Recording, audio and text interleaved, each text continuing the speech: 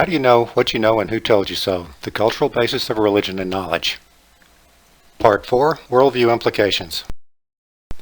Before moving to the belief level, it is important that we gain a common understanding of what religion and religious belief is.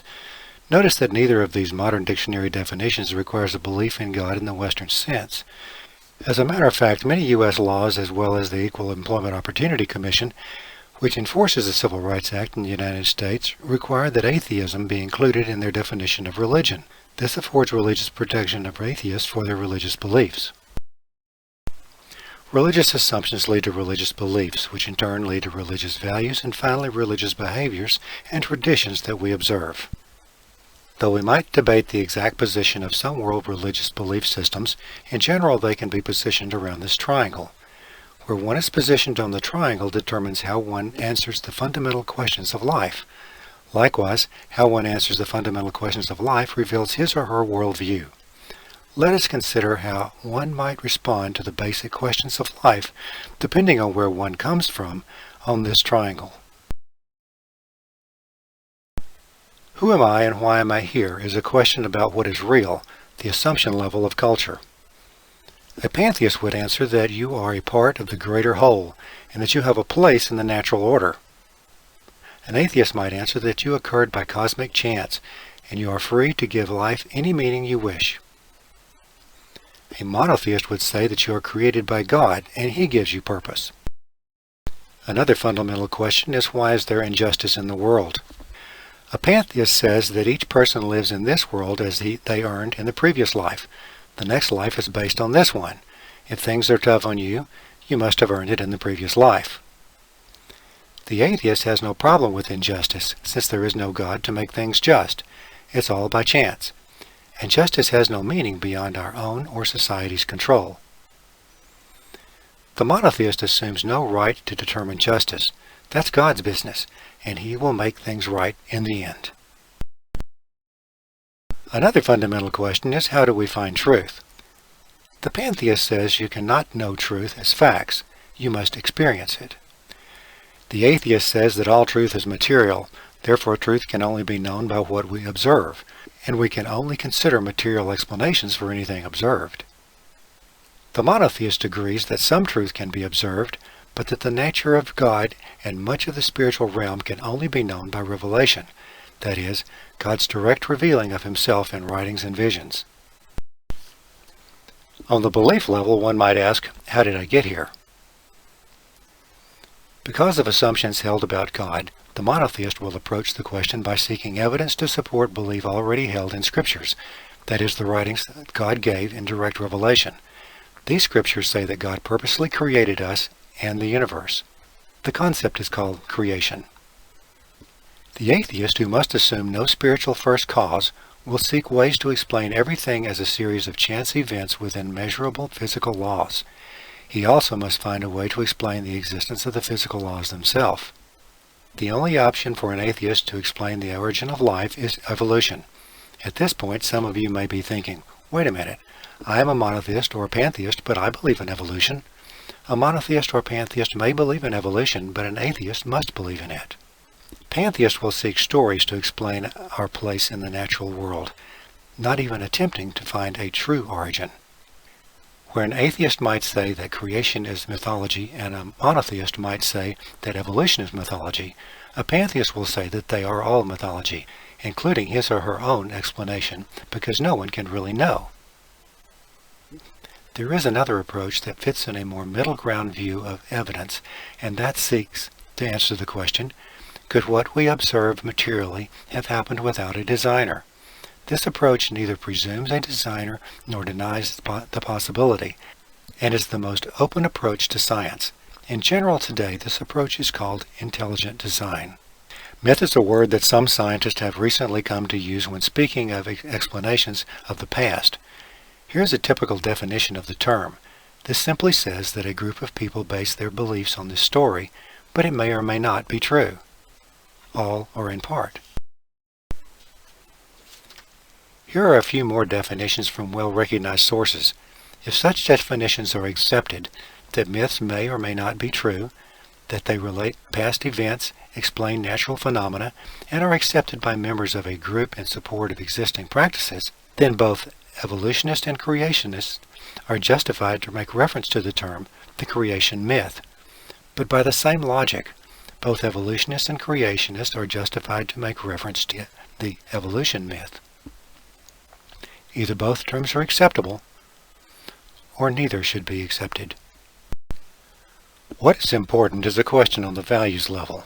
For a monotheist, this is determined by God and His Word. That is, the souls of people and the Word of God. For a pantheist, what is valued is the higher place in the natural order. Therefore, what is valued is the environment and the order itself. Since an atheist has no higher accountability, each individual seeks to set for himself what is valued. However, it is the person or group with the most influence that actually determines what is valued. The greatest value is therefore placed on one's self. This is not just my conclusion. Consider such atheist works as Richard Dawkins' The Selfish Gene and Ayn Rand's The Virtue of Selfishness. These authors do not necessarily consider selfishness to be a bad thing. What is displayed by others around the triangle comes from these assumptions, beliefs, and values.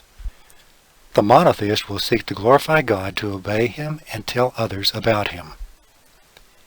Each religion may favor a more specific symbol, but a book can be displayed to represent all monotheists because all agree that God's truths are revealed in sacred writings, even if they differ on which is most sacred. The pantheist will seek his or her place in the natural order by finding balance in all areas of life. The hope is to transcend the cares of this world to a state of inner peace and connectivity. The yin-yang represents this balance in the cycles of life, day-night, sun-moon, male-female, high-tide, low-tide, etc. The atheist has only oneself to gratify and considers mankind to be the ultimate beings. Since the only accountability is to fellow man, it is reasonable to seek one's own advantage. Lest this be interpreted as only selfishness at the expense of everyone else, consider that if you hurt others, you eventually hurt yourself. For this reason, the Greek philosopher Epicurus developed his atheistic philosophy of hedonism around peace, hard work, and cooperation with others. On the side, hedonism has come to mean something quite different today. Nevertheless, since the Renaissance, this concept has been represented by a man inscribed in a circle, often accompanied by the phrase, "Man, the measure of all things." Now let us consider some common phrases we might hear today, and discuss from what assumption base they come. I will pause for a moment after each to allow you to think about what is being said. What's true for you is not necessarily true for me. Belief that everyone must find their own way is pantheistic because it assumes no basis for defining truth. Might is right. The basis of atheism allows no definition of right except by whoever is in charge. It is fundamental to atheism and Darwinism that might is right. Though we may not like this phrase when it is thrown back at us, it is basically monotheistic, because it assumes that there is a fair or a right and that something can be deserved or undeserved. To give animals relative worth with humans is to say all living things have spiritual value, and that is pantheism.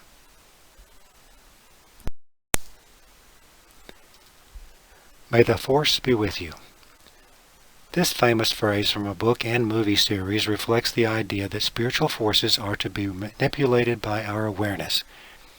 This is pantheistic, even though the author expressed that it is representative of all religions. Nothing can be representative of all religions, since religions contain many conflicting ideas. Given enough time implies that only time is necessary to result in what we see today. This phrase is often used today to excuse the remoteness of the chance that life could come from non-life as long as millions or billions of years are involved. It is an atheistic notion. Good or bad luck is simply a way of saying that impersonal spiritual forces influence our lives, and those forces can be manipulated by our behavior and proximity to certain objects. This is pantheistic.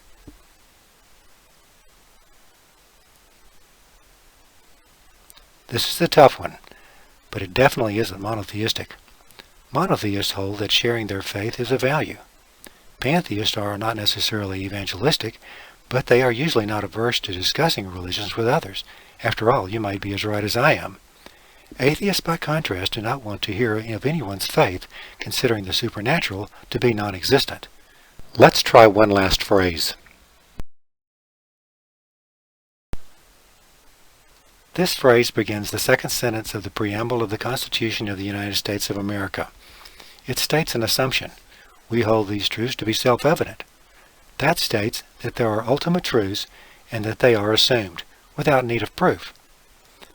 The next part uses the word created, implying an intelligent, intentional creator.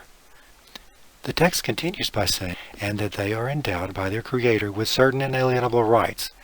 In other words, there are rights and wrongs, and these are determined by a creator. This is monotheistic. As we move through these statements, you may have discovered some inconsistencies between where you picture yourself and your acceptance of some phrases and ideas as part of the triangle. May I suggest that this occurs to the extent that we unintentionally accept ideas from the cultures around us without critically thinking about their meaning and implications for our lives. I hope this exercise helps you think more clearly about yourself and more understand and manage your relationship with others who may or may not think and assume as you do. All our lives are influenced by our assumptions, and whether we acknowledge them or not, they come out from us as what is real, what is reasonable, what is important, and what is displayed.